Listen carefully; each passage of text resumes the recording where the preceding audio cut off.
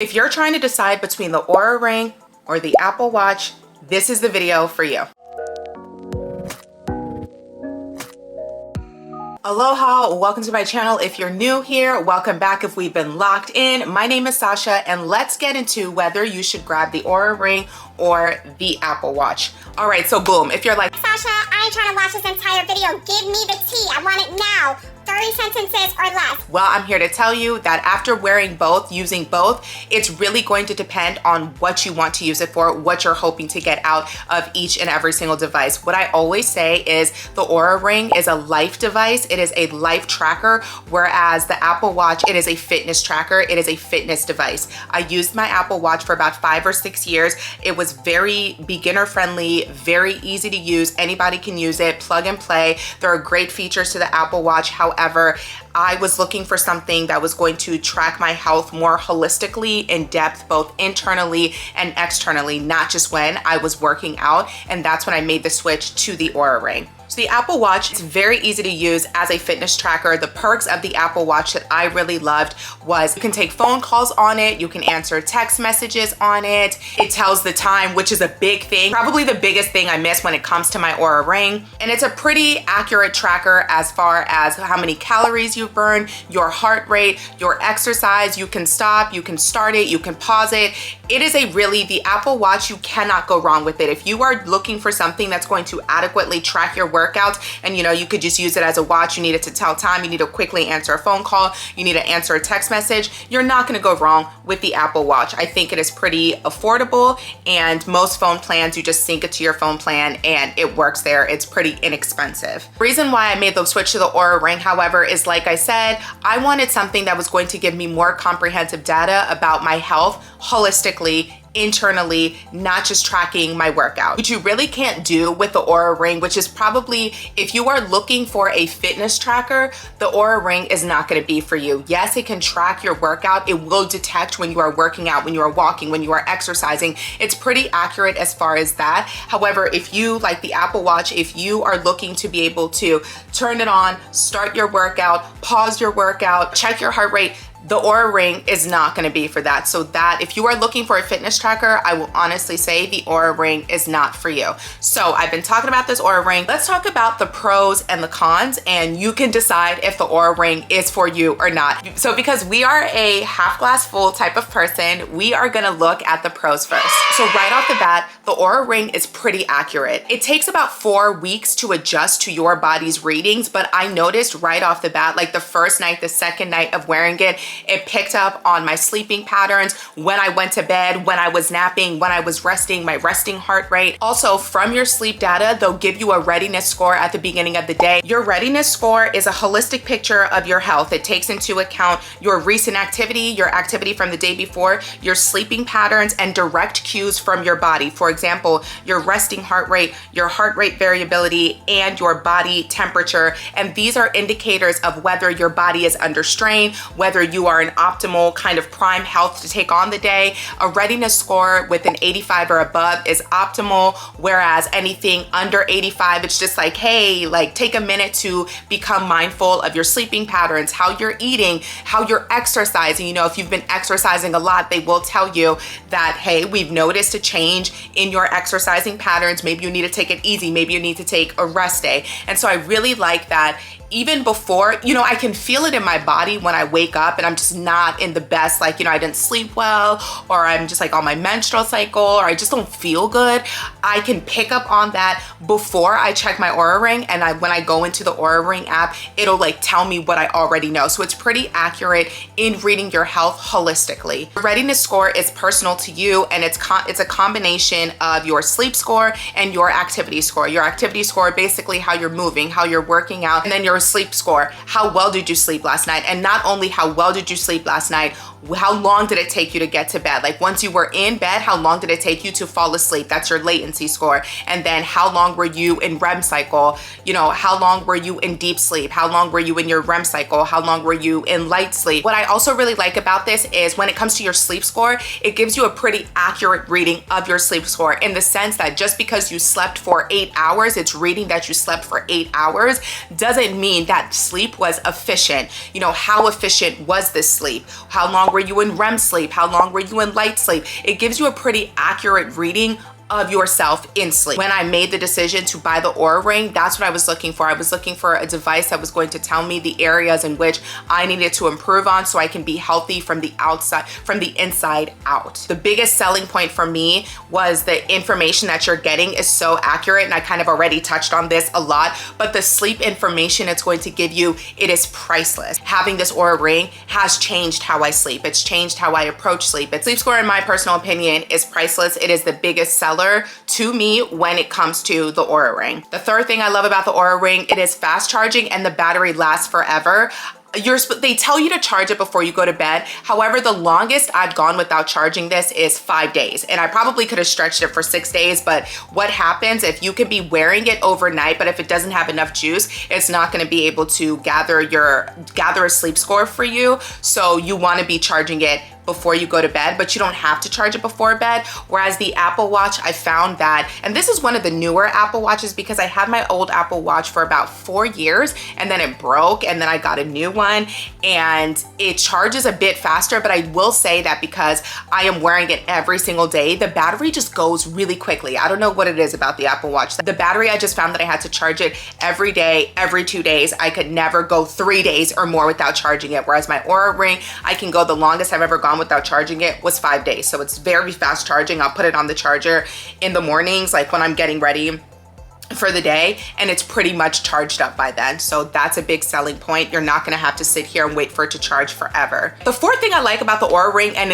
in all honesty, this was, other than the sleep score, this was the biggest selling point for me. The Apple Watch is clunky. It is not fashionable, and I know that you can like change out the bands, but it's just, ugh, I'm not a fan of it. I just kind of grew tired of the way it looked and I wanted something a little bit more sleek and discreet. The Oura Ring, I got this in rose gold. It's actually not rose gold. If you're like, let me just show you. It's not, to me, it doesn't come off as rose gold, but that's what they marketed this ring as. It comes off to me as more so yellow gold, and that's the gold that I wear. I'm like an all gold jewelry, everything kind of girl. So I really like that it's very discreet. And when I say it's discreet, the only people who know this is an Oura Ring are other people who have the Oura Ring, or somebody's like, hey, I really like your ring. Where did you get it from? And I'm like, it's actually an Oura Ring. So it's pretty fashionable.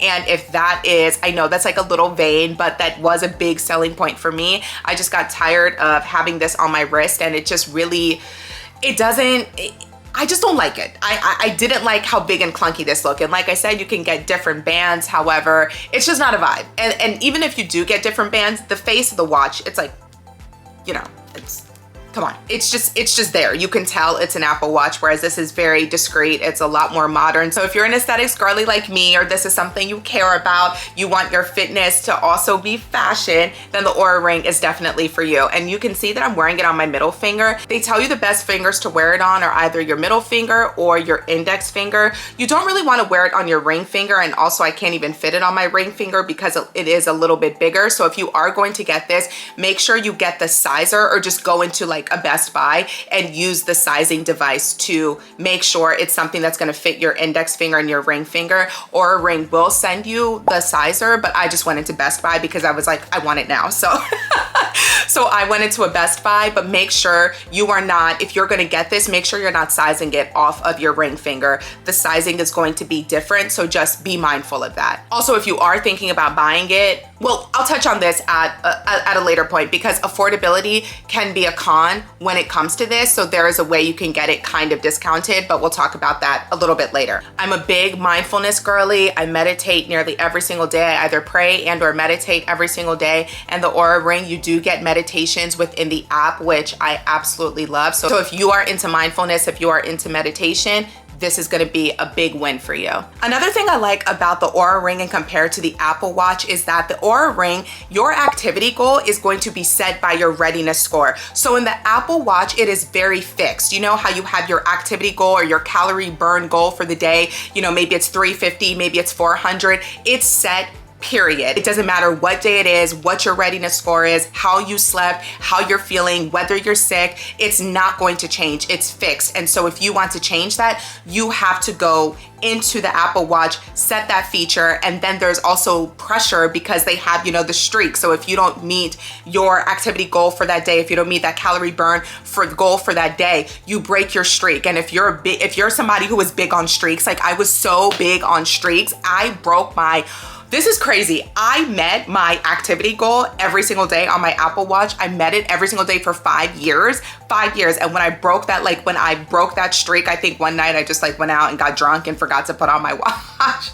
I was so sad the next day. And it's actually funny because once I broke that streak, I just kind of stopped wearing my Apple Watch. I didn't really care that much about it. So for me, it wasn't like I was using it exclusively for fitness. And as soon as I broke that fitness streak, I was like, whatever, I don't care about this. So this is why, like for me, that I always felt that pressure to meet that goal. Whereas with the Oura Ring, it is a life device. So they recognize that today's body is not yesterday's body. And yesterday you may have slept well, you may have ate of all the things, you know, you just may have been in the best space. You got like 8 hours of good, efficient sleep. Like you were in REM sleep, you worked out, you know, you did a Pilates class, you ate well, and then you went to bed last night and you just woke up and you feel like crap. Like your Oura Ring is gonna pick up on that and they're gonna set your activity goal based on your readiness score. And your readiness score is again a reading of your sleep score, your heart rate variability, which is an indicator of your health. So I just really like that the Oura Ring is constantly reading you. It's taking in information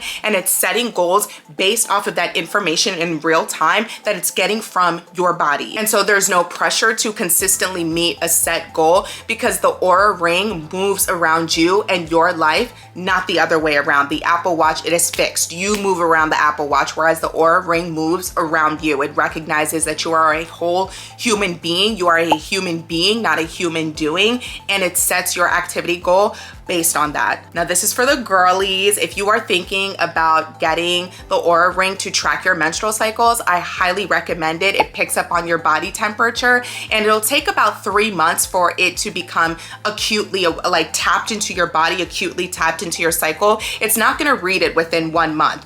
But within 3 months, it will pick up on your menstrual cycle and it will be able to predict to you what when you're about to get your period, and on top of that, what phase in your cycle you're in. If you're in your luteal phase, if you're in your follicular phase, you know, it picks up on that. And it also syncs with the Natural Cycles app. I don't use the Natural Cycles app, but if I find that the Oura Ring in app, it is enough to track what I need. It tracks your body temperature, generally how long your period lasts, whether your cycle is 28 days, whether it's 30 days, whether it's 26 days. It's a pretty accurate reading of that. And you don't need the Natural Cycles app, but if you want that extra level of, you know, getting in tune with your menstrual cycle, you can sync it. You can sync that app to your Oura Ring, to your readings. I don't use it though, but I've talked to other women and they love the Natural Cycles app. So it really depends on whether that is something you want to look into or not, but I don't find that I need it. I got off of hormonal birth control around the same time that I got the Oura Ring.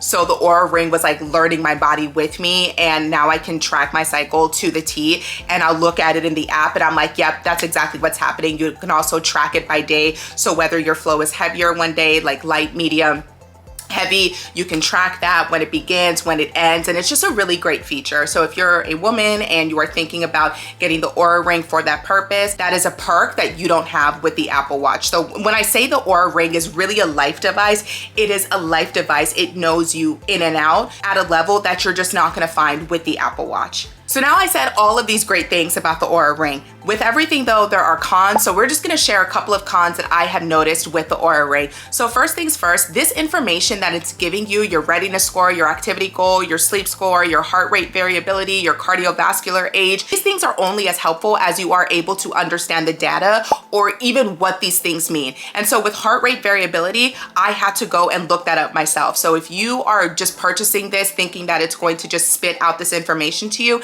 Yes, it is going to, but you also have to do your due diligence to research what these things mean and how it's an indicator of your health and what you can do to improve your health. So for example, your cardiovascular age, it'll give you a good read on your cardiovascular health in the form of your cardiovascular age. So my cardiovascular age is -7 years. So if you're looking at that, you're like, what does this mean? So basically my cardiovascular health, it is the age of someone who was 7 years younger than me. So I'm doing pretty good. It used to be 8 years, but I dropped down. I'm not teaching as many cycling classes anymore, so I'm not doing as much cardio during the week. So it is just a good way to prime you to think about your health, specifically your cardio health. We are supposed to be doing at least 175 minutes of exercise a week. So if your cardiovascular age, if it's reading your age, you know, it's not necessarily a bad thing, but if it is reading as older than you are, that is a point of concern, and you should definitely be mindful of that. You want your cardiovascular age, you want your cardiovascular health to be in the negative, and mine is -7 years. So that just basically means, like I said, my cardiovascular health, it is the age of someone who is 7 years younger than I am. If you're someone who travels a lot, this is something to be mindful of. I travel about 3 to 5 years, and it's something I picked up on instantly with the Oura Ring. That is it is a con for me, and it will be a con for you if you are well traveled. Unlike the Apple Watch picks up on any change in where you are on the planet. So it's gonna pick up on that time zone change. The Oura Ring does not pick up on that. And so what I found that my sleeping patterns were all over the place. For example, I was in South Africa earlier this year, and it didn't pick up on the fact that I was in a completely different time zone. And so my sleep score, it was like 6-7 hours behind my chronotype because of the time difference. South Africa, their time difference is, I think it's like 6 or 7 hours. And so my chronotype, it was showing that my sleep score was 6-7 hours behind when my normal midpoint of sleep is. And your chronotype is specific to everybody. Your chronotype is specific to you. Your chronotype is essentially the phase preference of an individual according to the light-dark cycle, and it describes an individual's differences in sleep timing. Oura Ring will pick up on whether you're a morning person, you're a night owl, and your sleep score, it kind of tailors your sleep score to your sleeping habits, your sleeping patterns, your chronotype.